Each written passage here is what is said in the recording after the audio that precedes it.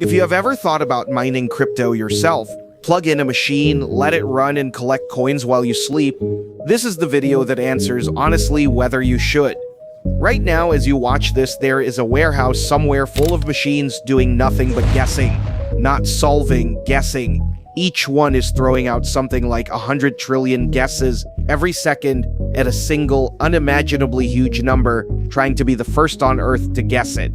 Put every mining machine on the planet together, and they make around 500 sextillion guesses. That is a 5 with 23 zeros after it every 10 minutes. And the prize for guessing first is 3 1/8 freshly made Bitcoin. Right now, about $200,000. That is crypto mining. Not a genius solving equations in a basement, just trillions of blind guesses a second, burning enormous amounts of electricity, racing everyone else in the world to be lucky first. And if you came here to understand how it actually works, good news. That really is how it works, and I am going to show you the entire machine. But here is what nobody tells you when they explain it. If that machine is sitting in your garage, you are almost never the one who gets rich from it, and before it makes a single guess, one number has usually already beaten you. What do you pay for electricity? Remember that question because it is the key to the whole story. The system is secretly built so that the harder everyone guesses, the less each guess is worth.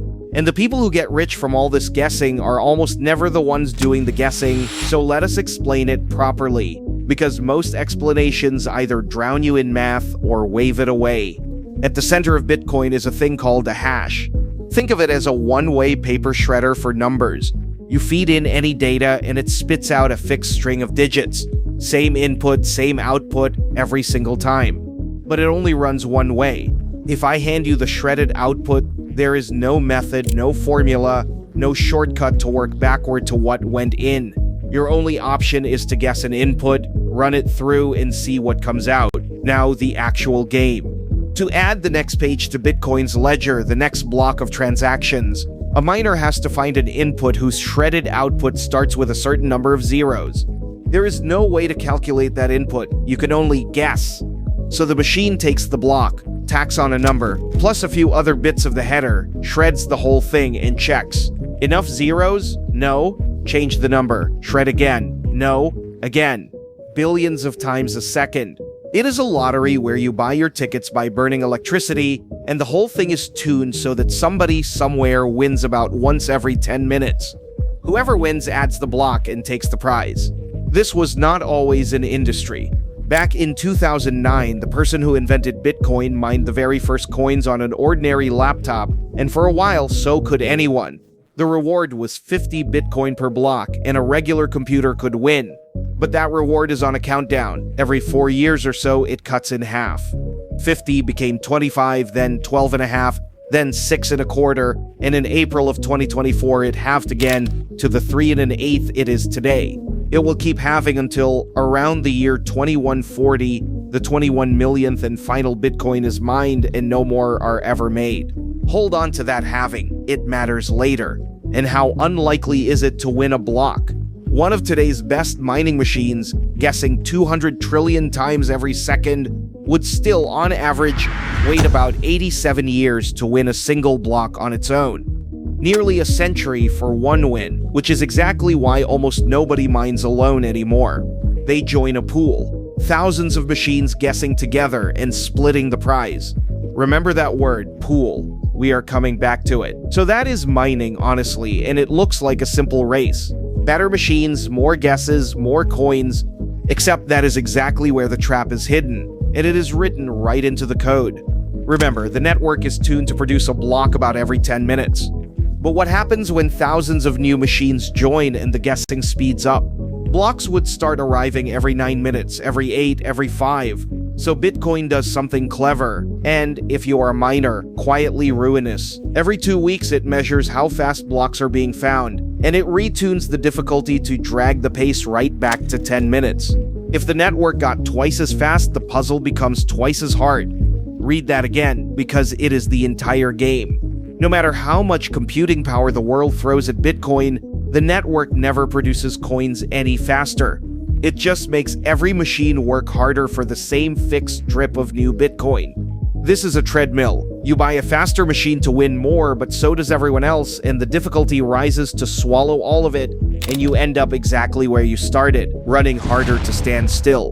And the scale of this treadmill is staggering. The total guessing power on the network hit around 900 quintillion guesses per second this year, an all-time high even as the reward kept shrinking. All of it burning electricity, about 135 terawatt hours a year, roughly what the entire country of Poland uses. Now, in fairness, that energy is not all wasted, and the miners have a real defense here. A mining machine can be switched off in an instant, so miners increasingly set up next to power that would otherwise be thrown away, natural gas that would be flared off at oil wells, or wind and solar farms producing more than the grid can use. In Texas, miners get paid to shut down and hand their power back when the grid is strained.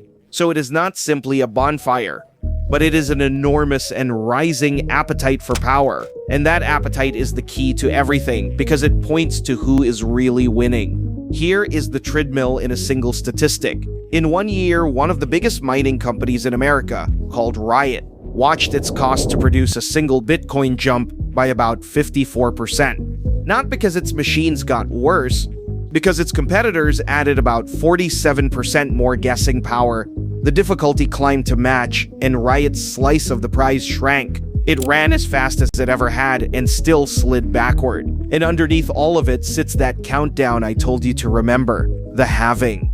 Every 4 years, the reward for a block is cut in half. But the electricity bill, the machines, the staff, none of that is cut in half. So every 4 years, the industry's income per block is slashed overnight, and the treadmill only speeds up. So if the miners are stuck on a treadmill that keeps taking more and giving less, who is actually making money? Follow the electricity. 3 groups get paid no matter what happens to the price of Bitcoin, and none of them are the miners. The first is the power company. Electricity is not a side cost in mining. It is basically the whole cost, somewhere between 60 and 80% of the total. A serious miner needs to be paying around 6 or 7 cents a kilowatt hour just to break even.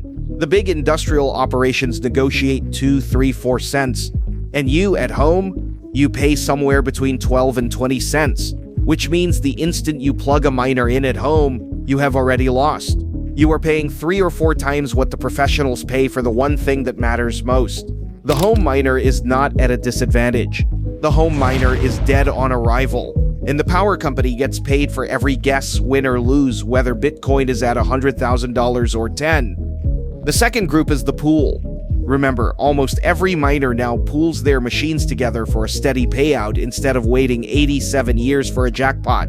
But the pool takes a cut, usually 2.5 to 4% off the top. And the strange part is what that fee is really paying for. It is not just a convenience charge. When you join a pool, the pool guarantees you a steady payout for the work you did, which means the pool, not you, absorbs the bad luck of a slow week. You are paying that fee to hand your risk to someone else. And just 2 pools, Foundry and Pool, now sit on roughly half of all the guessing on the entire network, which brings us to the third winner and the smartest of them all, the one that sells the shovels. Almost every serious mining machine on Earth comes from a tiny handful of makers. The top 3 build around 95% of them, and the dominant one, a company called Bitmain, found the perfect position. It sells you the machine, so it gets paid whether or not that machine ever earns a cent. Then it turns out Bitmain also owns AND Pool, one of those 2 giant pools skimming a cut of your winnings. And now it will even rent you the space and the power to run the machine in its own warehouses. 3 separate tolls on the same dig. You take on the debt, the power bill, the treadmill, and all of the risk. Bitmain gets paid 3 times over, upfront, guaranteed. And if you want the one number that captures how brutal the treadmill has become, go back to Riot. In early 2026, once you counted in everything, it cost Riot about $96,000 to mine a single Bitcoin.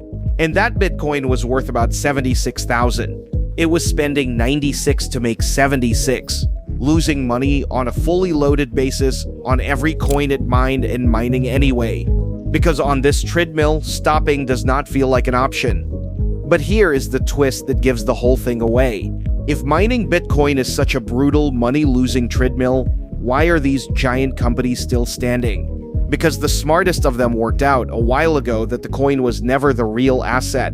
The real asset was always the thing underneath the machines.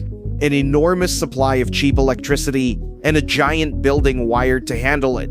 And it turns out there is someone who will pay far more for that power than Bitcoin ever did. Artificial intelligence.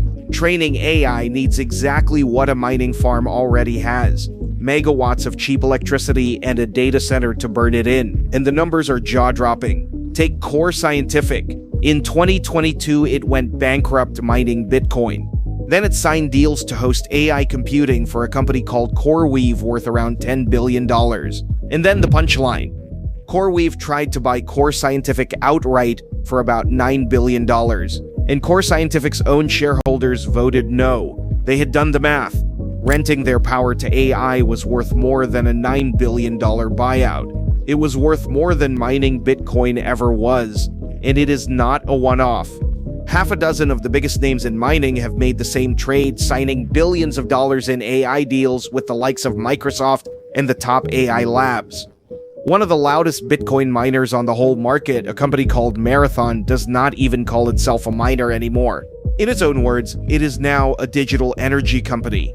They stopped calling themselves miners because the people who understand this business best have realized the machines were never the point, the power was. So let us go back to where we started. You wanted to know how crypto mining works, and now you do. It is a genuinely elegant, genuinely honest lottery.